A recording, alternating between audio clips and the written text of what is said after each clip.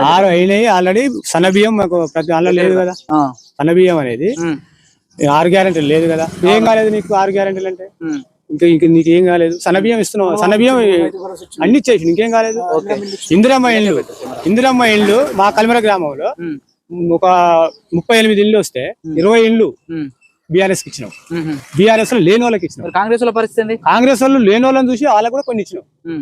పార్టీకి నువ్వు ఆ పార్టీ ఈ పార్టీ అని ఏ రోజు కాంగ్రెస్ పార్టీ ఆలోచించదు. అందరూ సమానమే.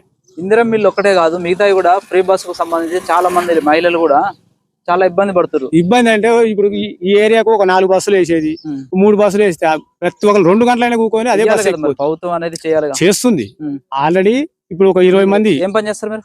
నేను సెంట్రింగ్ పని చేస్తాను. కల్మర. మీ పిల్లలు ఎవరైనా చదువుకుంటారు. ఏం చదువుతారు?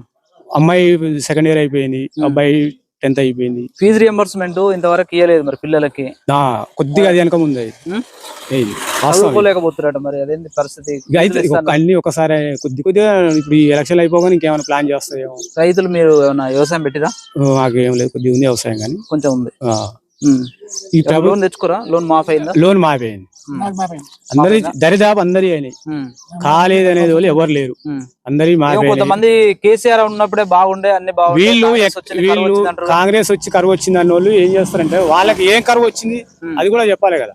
నాకు కరువు వచ్చింది అన్న, ఏం వచ్చింది నీకు? అందరూ ఇప్పుడు ఊర్లో ఒక 1000 మందిలో ఒక 10 మందికి 100 మంది కరువు వచ్చిందంటే అది ఎట్లా? 1000 మంది 900 మందికి వచ్చి 100 మంది కరువు వచ్చిందంటే అది కరెక్ట్ కాదు కదా. ఏం ఉద్యోగాలు కూడా సరిగా లేదు, ధర్నాలు చేశారు. అసలు టీఆర్ఎస్ ఉన్నప్పుడు ఉద్యోగాలు ఏమన్నా నోటిఫికేషన్ వేసినా అసలే లేదు. ఇవాళ వేసిన బువ పెడుతోనికి సామెత వెనకట, బువ పెడుతోనికి ఏదో పెట్టాలన్నట్టు బీఆర్ఎస్ లో పని అట్లుంది. ఆయన ఒక్కటైనా నోటిఫికేషన్ వేసిన. రేవంత్ పరిపాలనకి ఎలాంటి డోకలేదు. నేను కాంగ్రెస్ పార్టీ అని కాదు, అది పరిపాలన కరెక్ట్ ఉంది కాబట్టి చెప్పగలుగుతున్నాం. లేకపోతే మేము మీడియా కాల్ మీ ముందు కూడా రాకపోదు. కొంతమంది కొన్ని రకాలుగా అంటే ఇప్పుడు ఇంటికి పెద్దోడే 4 రకాలుగా చేయాలంటే చేయలేకపోతే రాష్ట్రాన్ని వెళ్తాడు, అన్ని చేసి పెడతాడు. ఆయన అప్పలకు పని చేసిపోయిండు, 6,000 లక్షల కోట్లు అప్పు చేసిపోయిండు. ఎక్కినోడు ఇప్పుడు నానా తిప్పల పడుతుండు.